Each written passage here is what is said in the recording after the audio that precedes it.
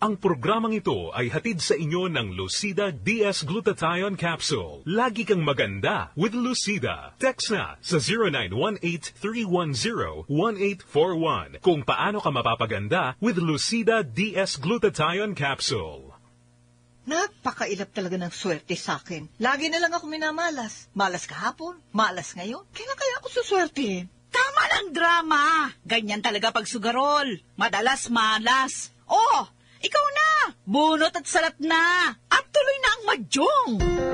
Minamalas ka ba sa buhay? Tutok na sa ating positibong programa, The Better Life with Miss Bel G. Kasama si Ray Sibayan. Alright, oras mga kaibigan sa buong Pilipinas. Ganap ng 28 minutes bago ho mag alas 2 ng hapon. Welcome back again sa ating program, The Better Life with Miss Bel G. Natin pa rin pinag-uusapan mga kaibigan about Feng Shui. Actually, itong program na ito ay dedicated talaga sa discussion natin about Feng Shui. Alright, di ba? And Miss Bel, yung binabanggit natin kanina sa pagpasok sa house, from the main door, iba kasi ang design sa mga condo ngayon o kaya sa mga bahay. Yung kitchen na sa kabilang gilid. Tama. Kabila na sa may CR bago ko makarating sa receiving area. Iba naman, sa ibang mga bahay naman, pagpasok mo ng main door, receiving area na kaagad. Right? Nakikita mo na may mga upuan.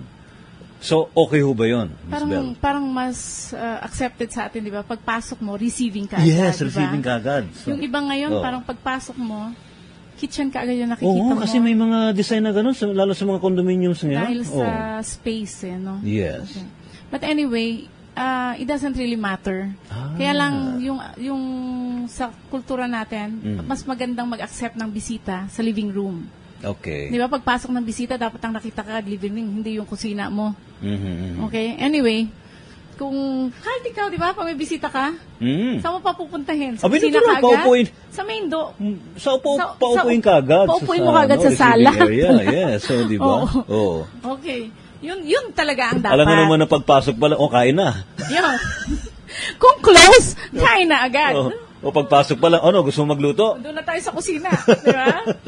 Bihira yon na pagpasok mo kusina ka agad. Yes. Pero yung iba kasi, may door from the outside to the kitchen. Right? Pero ito naman, Miss Bel, meron yung pagpasok mo ng bahay. Nasaan ang CR nyo rito? Nauna yung... Diba? Kaya dapat we should keep it clean. Diba? Yes. Ang CR should always be clean. Okay? Anyway, sa mga main doors pa, ano pa importante? Opo. Yung step yung main door mo, biglang may hagdan kaagad. Di ba maraming apartment dati na gano'n? Meron yan. Yung hagdan facing the door. Sakto. Di ba? Paakyat ka agad? Di ba okay, pababa ka agad. Yun. Kasi yung energy, hindi na dadaan dito sa baba, aakyat na kaagad. Diretso na yun sa taas. Okay. At saka yung pag-akyat mo, yung iba, wala man lang landing. Pinto ka agad, open.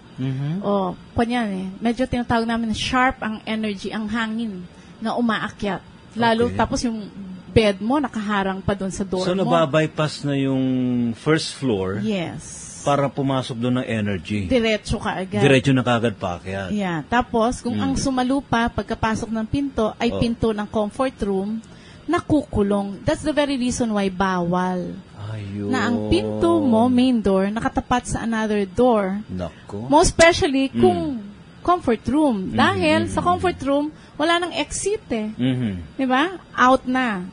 Okay, nakakulong na doon. So, sayang yung energy. Na pumasok sa loob, dapat yun nagmiminder sa loob. Nagiging harmonious with us. Because we need energy to be healthy. Alright. Tama? To keep ourselves correct. Healthy. Kaya nga, di ba, may mga treatment ngayon, yin and yang. Yes. Yin na pagkain, yang na pagkain, di ba? Balancing of everything to paano, keep you healthy. Paano, Miss Bel, pag meron talagang ganung design, pagpasok pa lang, may hagdan. Anong gagawin ng may-ari? Ayun. Kung kayang lagyan ng landing. Landing is at least 2 feet. Isa, dalawa. Hindi yung hagdan, pinto ka agad. Lagyan mo ng konting landing. So meaning, meron siyang parang Space muna. na pwede kang magpahinga muna yung paghakbang mo, no? Exactly. Parang Alright. ganun din eh. Yung Okay, energy okay. parang magagather din muna siya doon. Papahinga din siya. So hindi siya nagra-rush going Ayun. inside. Hindi yung dire-diretso na hagdan paakyat. Oo, kasi yung dire-diretso, sana dana, kung titingnan mo, we Kaya don't pala see may pero mga nagra-rush. Kaya pala may mga iba na ang design ganun talaga, no? Masyado malapad yung bawat 2 steps. Stop, may makikita kang malapad na space. Oh, ang Then tawag doon, maglalakad ka landing. konti tapos akyat uli. Yes, may landing. That's good for feng shui. Ayun. Oh, so to keep, parang ini-stop mo ng konti yung hangin na mabilis. Hangin na lang tawag ko dun sa energy kasi hindi Yes. nakikita, di ba? Oo. Pero nafe-feel mo, stop, di ba? Hinto ng konti, bago siya pumasok sa loob, hindi na siya harmful na. At doon sa paglanding na, baka pwede pa siya, uy, sandali, nakalimutan ko yata pumasok sa baba. Baba muna ako. Ng konti, O, landing diba, ako ng ikot muna konti. sa bago umakyat. Ano? Oh. Pwede, di ba? Oo. Kumbaga, hindi na siya nakakasakit na hangin. Okay, soft na hangin na siya. Correct. Okay, yun. Hindi sharp, no? Hindi na sharp Hindi or mabilis. merciless. We call it merciless. Hindi yung matindi, no? Energy. Parang na siyang bagyo, no? Napapasok sa loob. Mafe-feel mo yan, di ba? Oo. Lalo kung nasa taas ka ng mga matataas na kondo. Dati I have a condo, ang hangin. Ang main door ko, sinasara niya lagi. Eh, sabi nung feng shui master, kung pwede ka umalis dito, benta mo to. Ganon, di ba? Alis ka agad. Ayun. Yun lang sinabi niya. Di ko maintindihan bakit eh. Yun pala yun. Alright, so yun ang binabanggid natin, yung 2-story na na bahay, Yung right? mga apartments, Apartment. o kaya 2-story na houses. Yes. Oo. So Tapos, hangga't maaari, huwag magde-design ng hagdan na nakatapat sa pintuan, sa main door. yan. Kung saan ilalagay hagdan, Miss Yung Bell? ibang wag din sa center of the house, ha? Yung pinaka-center. Okay. Kasi you have to keep the center peaceful. Pero pwedeng gilid, pero hindi Gilid, nakaharap pwede. sa pintuan. Oh, di ba yung ibang door na pagpasok mo, sala muna. Oo. Tapos bandang gilid doon, paakyat doon sa second floor nila. Iba, yung spiral ng hagdan? Ibang Okay ba bahay. yung spiral? Yung spiral, kung titingnan mo, mahihirapan yung energy to go to the second floor. Baka mahihilo pa yung energy, no? Oh, kasi we don't suggest paikot na, yung pag ganon, di ba? Oh. Spiral is not suggested in feng shui. Alright. Could be stairs na 2 liko. Di ba? Pag unang okay. akyat mo, Pag-akyat, landing, liliko. tapos liliko, landing. Okay. Mas maganda yun. Kesa yung dire-diretso. Ayun. Hindi rin advice ang spiral. Spiral. O kaya naka-curve. Hindi, kasi common sense lang naman eh. Kahit naman na ikaw ay tao, akit ka doon sa spiral na hagdan, mahihelo ka. Ang hirap, di ba? Mahihelo ka. Ang hirap, di ba? Oo, ang hirap. Di ganun din ang energy. Medyo nalilito. Talaga. Ayan. Alright. So, yung door, tapos yung staircase, kung sakasakali. Yung iba, ang kitchen, nasa bandang likod. So, okay yun, Miss Bell. Ang kitchen, ang rooms naman, okay lang kung saan nakapwesto. Pero may tinatawag kaming seating. The kitchen should be seating according to your heavenly sign. Kung sino may-ari ng bahay. Yun. At saka yung main door, di ba? Pinag-usapan natin. Dapat ang main door is built according to kung sino may-ari ng bahay. Kaya pag bibili ng kondo, ito po naka-feng shui. Kung naka-feng shui, sa'yo. Pero kung in general ho, Miss Bell, ano yung ina-advise niyo na dapat yung door facing what In direction? general? In general. In general, if you are an east person, no, you can have main doors of southeast, east, north, and south. Yun yung 4 na direksyon mo eh. As we discussed last Saturday pala, last year tuloy. Okay. Last month. last month. Last month. And then kung ikaw ay west person, yung 4, sa'yo rin, northeast, southwest, southeast, northeast, northwest, southwest, at saka west. Yun, in general. General yun. Okay? Pero taon-taon, ituturo namin sa'yo, alin ang hindi maganda, alin ang maganda. Ayun. Na pinto. So, ano na yun, Miss Bell? Case-to-case basis na yun. Case to case. But yung general rule is that. Yung case to case, text nyo na lang po. Sasagutin po namin kayo. O, pwede kayo mag-text, mga kaibigan, 0909-999-091. Bahain nyo ng text si Miss Bell. 500 na to. 500. Nalunod na yung cellphone ko. And counting, ano ha? Opo. Alright, so, balik ulit tayo, Miss Bell, sa bedroom. Right? Which is important part ng ating bahay according to Feng Shui. Yes. Okay. Saan ba siya dapat nakalagay? Yung Ang bedroom? bedroom? O, east side, west side, north side, or Okay. south side? Yung bedroom, okay lang kahit saan nakalagay. Okay. But sometimes, if you will consider the toilet, di ba, na bawal, halimbawa, bawal magka-toilet sa northwest ng bahay. Dahil yung northwest ay para sa tatay. So, wag ka na lang maglagay, alam, may bedroom ka, walang toilet. Pero depende Diba? yun sa animal sign ng tatay. Hindi. General to Ah, for general men, to. Okay, for okay. for Sige, everybody. sige. Oo. Okay, yung nagtatayo ng bahay, ang northwest dapat walang CR. Dahil, Northwest, walang CR. at ang southwest. And southwest. Dahil ang isang tahanan, may nanay, may tatay.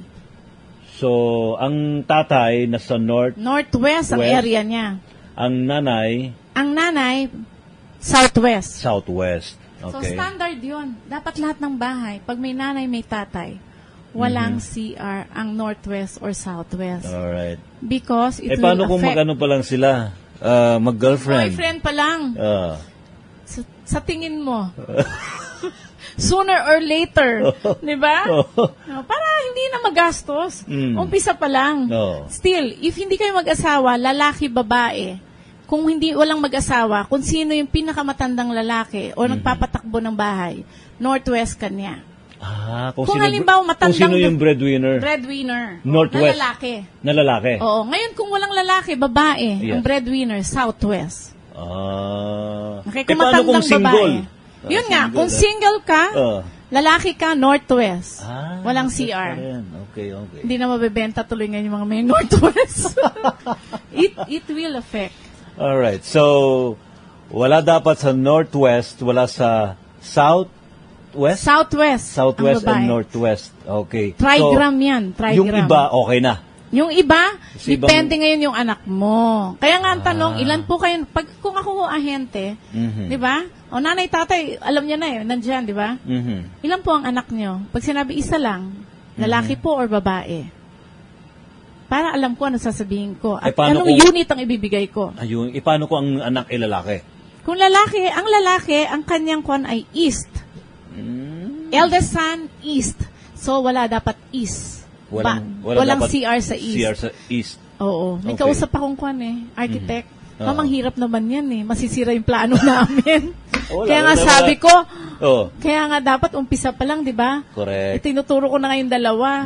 Sabi ko, at least para we feel the difference. Kung anak ay babae, Pag babae ho, panganay southeast. southeast. Oo. At saka, kasi kung isa lang, minsan kung consider din siya na bunso, dapat wala rin sa west. Siguro yung ating mga kababayan habang tayo nagdi-discuss dito, para hindi nila ma-miss yung detalye natin pinag-uusapan, they can record our discussion about Feng Shui. Yeah. Di ba?